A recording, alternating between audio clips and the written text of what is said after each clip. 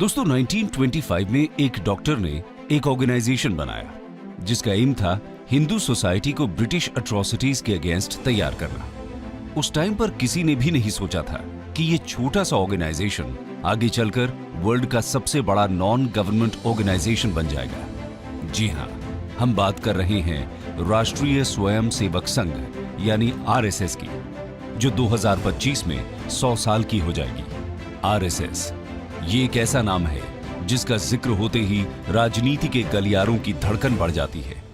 ये समाज के भीतर कहीं ना कहीं देश के सबसे बड़े परिवार के तौर पर अपनी पहचान करवाता है। लेकिन यहां सवाल ये नहीं है कि आरएसएस का मतलब क्या है। सवाल ये है कि आरएसएस क्या एक सामाजिक संगठन है या फिर राजनीतिक? ये सांस्कृतिक तौर पर काम करता है या फिर राजनीतिक तौर पर, या फिर इसका कुछ और ही काम है? तो चलिए जरा पीछे चलते हैं, कुछ इतिहास के पन्नों को टटोल लेते हैं और जानते हैं आरएसएस का इतिहास क्या है और इसे क्यों बनाया गया। साथ ही ये भी कि आज इसका जिक्र करना इतना इंपॉर्टेंट क्यों है।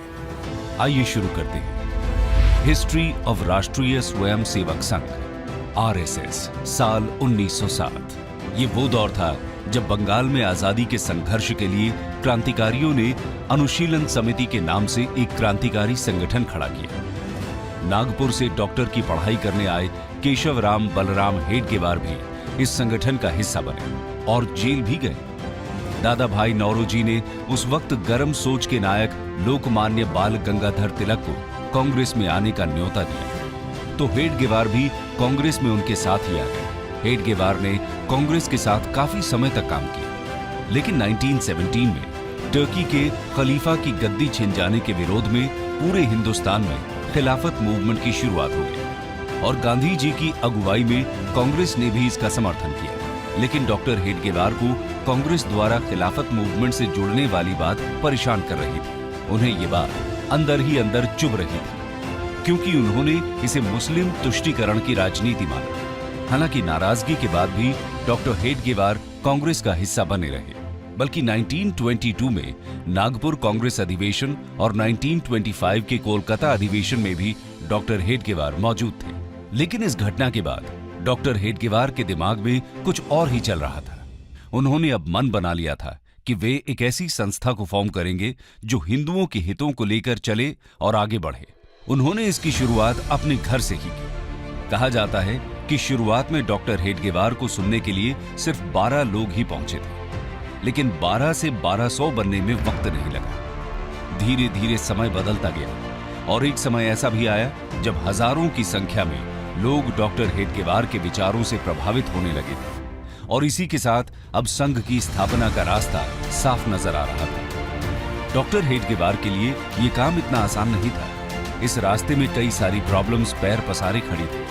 कहा जाता है कि डॉक्टर हेडगेवार जी ने खुद शाखा लगाना शुरू किया। शाखा में योग, सूर्य नमस्कार, लाठी ट्रेनिंग के साथ साथ इंटेलेक्चुअल डिस्कशन को भी शामिल किया गया। धीरे धीरे लोग डॉक्टर हेडगेवार की बातों से प्रभावित होने लगे और उनके इस अभियान में जुड़ने लगे। कुछ ही समय में शाखा में आने वालों की संख्या कई गुना बढ़ गई। अब समय आ गया था जब डॉक्टर हेडगेवार ने संघ को ऑफिशियल रूप देने का सोचा।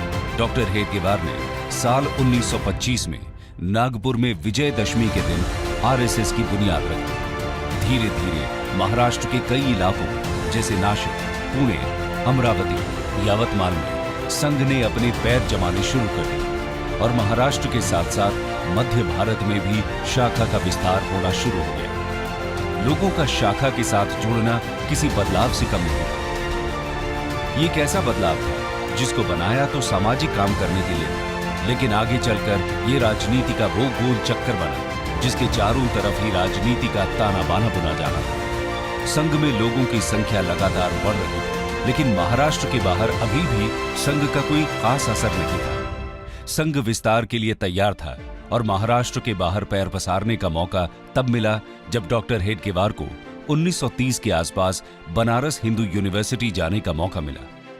डॉक्टर हेडगेवार बीएचयू आए और पंडित मदन मोहन मालवीय से बात की। पंडित मदन मोहन मालवीय ने बीएचयू परिसर में संघ का ऑफिस खोलने के लिए परमिशन दे दी। बीएचयू में डॉक्टर हेडगेवार की मुलाकात एमएससी की पढ़ाई कर रहे माधवराव सदाशिवराव गोलवालकर से हुई। गोलवालकर बीएचयू में पढ़ाते भी थे, इसलिए उन्हें सब गुरुजी कहा करते थे। गोलवालकर डॉक्टर हेडगेवार के माध्यम से ही संघ में एक्टिव हुए और उसके मेंबर बने। लेकिन 1940 में डॉक्टर हेडगेवार की मृत्यु हो जाती है और सर्वसहमति से आरएसएस की कमान गोलवालकर को सौंप दी जाती है। गोलवालकर की लीडरशिप में आरएसएस के विचार दिल्ली, कोलकाता, चेन्नई और लाहौर के साथ साथ पूरे देश में फैलना शुरू होते हैं। आइए अब जानते हैं कि आरएसएस कैसे काम करता है और इसकी शाखाएं कहां-कहां फैली हुई हैं। Organisational setup of RSS. RSS की कंस्ट्रक्टिव अरेंजमेंट की बात करें तो आरएसएस 11 पार्ट में बटा हुआ है। हब यानी केंद्र, रीजन यानी क्षेत्र, प्रोविंस यानी प्रांत, डिपार्टमेंट यानी विभाग, डिस्ट्रिक्ट यानी जिला, टाउन यानी नगर, ब्लॉक यानी खंड, सर्कल यानी मंडल, ग्राम, ब्रांच यानी शाखा। वहीं अगर आरएसएस की ब्रांच यानी शाखा की बात करें तो ये 5 तरह की है। पहला, प्रभात ब्रांच, इसमें मॉर्निंग में सभी की मीटिंग होती है। दूसरा है इवनिंग ब्रांच। तीसरा ब्रांच है नाइट ब्रांच। फिर आता है मिलन। मिलन यानी वीक में 1 या 2 बार होने वाली मीटिंग। और आखिर में आता है संघ मंडली। संघ मंडली मंथ में होने वाली मीटिंग को कहा जाता है। दोस्तों, आपको यह जानकर हैरानी होगी कि संघ में करीब 1 करोड़ से ज्यादा ट्रेन्ड मेंबर्स हैं। संघ परिवार के अंदर 80 से ज्यादा छोटे बड़े संगठन आते हैं। अकेले उत्तर प्रदेश में आरएसएस के 8000 से ज्यादा ब्रांच हैं। केरला जैसे स्टेट में जहां हिंदू पॉपुलेशन कम है, वहां भी आरएसएस के करीब 5000 ब्रांच हैं। ये तो बात हुई देश के अंदर की। वहीं दुनिया के 40 से ज्यादा कंट्रीज में आरएसएस की 57,000 ब्रांचेस हैं। इसके साथ ही इन सभी ब्रांचेस में डेली 50 लाख से ज्यादा मेंबर्स आते हैं। देश की हर तहसील और 60,000 गांवों में हर रोज संघ की ब्रांचेस लगती हैं। आप सोच रहे होंगे ये ब्रांचेस क्या हैं? तो बता दें कि ब्रांच या शाखा सुबह शाम होने वाली मीटिंग को कहा जाता है, जो किसी भी खुले ग्राउंड में 1 घंटे की लगती है। इन्हीं ब्रांचेस को आरएसएस की बुनियाद माना जाता है और इसी वजह से इतना बड़ा आरएसएस संगठन चल रहा है। यहां रोज सुबह शाम शाखा का आयोजन होता है, जहां सारे वॉलंटियर्स एक दूसरे से मिलते हैं। इस दौरान सभी प्रेयर करते हैं, योग और गेम्स खेलते हैं। साथ ही ये लोग प्रेयर और कल्चरल एस्पेक्ट्स पर चर्चा भी करते हैं। इसके साथ ही यहाँ सरसंघ चालक को चुना जाता है और हर सरसंघ चालक अपने नेक्स्ट सरसंघ चालक को अनाउंस करता है। प्रेजेंटली आरएसएस के सरसंघ चालक श्री मोहन भागवत।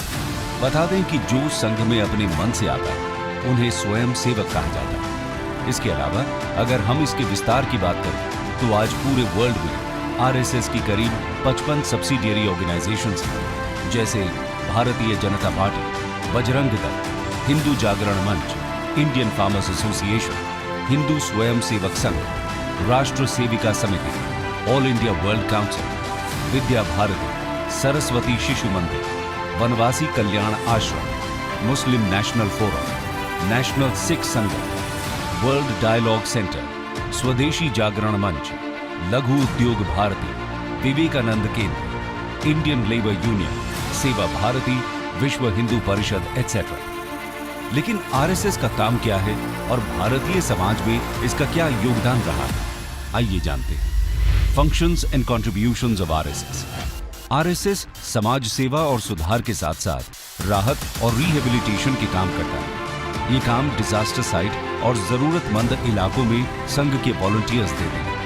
इसके अलावा देश में कास्टिज्म को खत्म करना और कल्चरल नेशनलिज्म को बढ़ाना भी संघ का मकसद है। इसके लिए संघ मैगजीन निकालता है, जिन्हें लाखों लोग पढ़ते हैं। इनमें मेन मैगजीन, ऑर्गेनाइजर और पंचजन्य। इसके अलावा संघ टीनेजर्स और चिल्ड्रन के लिए देवपुत्र नाम की मैगजीन भी निकालता है। अगर बात करें आरएसएस के अभी तक के योगदान की, तो भारत में कश्मीर विलय के वक्त जब नेहरू सरकार कुछ असमंजस की स्थिति में थी, तो उस वक्त सरदार पटेल द्वारा हेल्प मांगने पर आरएसएस प्रमुख गुरु गोलवालकर ने ही महाराजा हरि सिंह से बात की थी, जिसके बाद महाराजा हरि सिंह ने विलय के लिए दिल्ली लेटर भेजा था। इसके अलावा दादरा और नगर हवेली और गोवा के भारत में विलय के दौरान भी संघ ने बहुत इंपॉर्टेंट रोल प्ले किया था। 22 जुलाई 1954 को दादरा को पोर्चुगीज से मुक्त कराया गया था।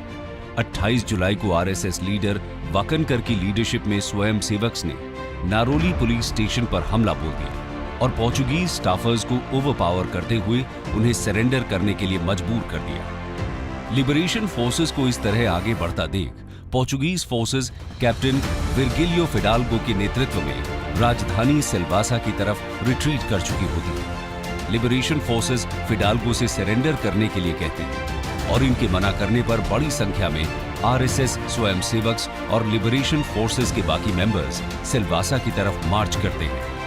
पोर्चुगीज भाग जाते हैं और स्वयंसेवक 2 अगस्त 1954 की सुबह पोर्चुगीज का फ्लैग उतारकर भारत का तिरंगा यहां फहराते हैं। इस तरह पूरा दादरा नगर हवेली पोर्चुगीज के कब्जे से मुक्त कराकर भारत सरकार को सौंप दिया जाता है। 1962 में जब इंडो चाइना वॉर हुआ, उस वक्त भी संघ ने आगे आकर आर्मी की हेल्प की। आर्मी रूट्स पर नजर रखना, एडमिनिस्ट्रेशन की हेल्प, आर्मी का खाने का इंतजाम करना और साथ ही साथ आर्मी फैमिलीज की हेल्प करने जैसे काम आरएसएस द्वारा किए गए। उनके इस काम को पूरे देश के लोगों ने अप्रिशिएट किया। आरएसएस के इस काम को देखते हुए पीएम नेहरू ने 1963 के रिपब्लिक डे परेड फंक्शन में स्पेशली आरएसएस को इनवाइट किया। 2 दिन के नोटिस पर 3000 स्वयं सेवक ने अपनी यूनिफॉर्म में राजपथ पर मार्च पास्ट किया। इतना ही नहीं, 1965 में इंडो पाक वॉर के दौरान भी तत्कालीन पीएम लाल बहादुर शास्त्री ने संघ को याद किया। उस वक्त घायल जवानों को सबसे ज्यादा ब्लड संघ के ही स्वयं सेवकों ने दिया था। साथ ही कश्मीर में एयर स्ट्रिप्स से स्नो हटाने का काम भी संघ के स्वयं सेवकों ने ही किया था। इसके अलावा 1971 में ओडिशा में आए भयानक साइक्लोन से लेकर भोपाल गैस ट्रेजेडी तक, 1984 में सिख दंगों से लेकर Gujarat earthquake, tsunami catastrophe, Uttarakhand floods और कारगिल वॉर में घायल लोगों के रेस्क्यू ऑपरेशंस तक संघ ने आगे आकर अपनी सेवाएं दी। हमेशा संघ ने आगे फोर फ्रंट में खड़े हो लोगों की सेवा की है और सिर्फ इंडिया ही नहीं, इवन नेपाल, श्रीलंका और सुमात्रा में भी संघ ने अपनी सेवाएं दी हैं। आरएसएस द्वारा इतना सब करने के बावजूद वो हमेशा कंट्रोवर्सी में फंसती रहती है। उस पर हमेशा से राजनीति में हस्तक्षेप करने के इल्जाम लगते रहे और इसे सरकार द्वारा बैन करने की मांग उठती रही है। आइए जानते हैं इसे कब कब बैन किया गया है। When was RSS banned? दोस्तों, समय समय पर आरएसएस आलोचना और विवादों में घिरता रहा है। पहली बार जब 1948 में नाथुराम गोडसे ने महात्मा गांधी की हत्या कर दी तो पंडित नेहरू ने इसके लिए आरएसएस को जिम्मेदार ठहराया और इसे बैन कर दिया गया। दूसरी बार 1975 में इंदिरा गांधी ने जब देश में नेशनल इमरजेंसी लगाई थी, उस वक्त भी आरएसएस पर बैन लगा दिया गया था। तीसरी बार 1992 में जब बाबरी मस्जिद को गिरा दिया गया, उस वक्त आरएसएस को बैन किया गया। हम कह सकते हैं कि एक सामाजिक संगठन होने के बावजूद आरएसएस का हमेशा से इंडियन पॉलिटिक्स से गहरा नाता रहा है। आइए आरएसएस और इंडियन पॉलिटिक्स के इस कनेक्शन को समझने की कोशिश करते हैं। RSS and politics. आजादी से पहले और आजादी के बाद भी आरएसएस पॉलिटिक्स से न चाहते हुए भी जुड़ा रहा है। 1975 में इमरजेंसी के वक्त आरएसएस का नाम बड़े लेवल पर पॉलिटिक्स में दिखा।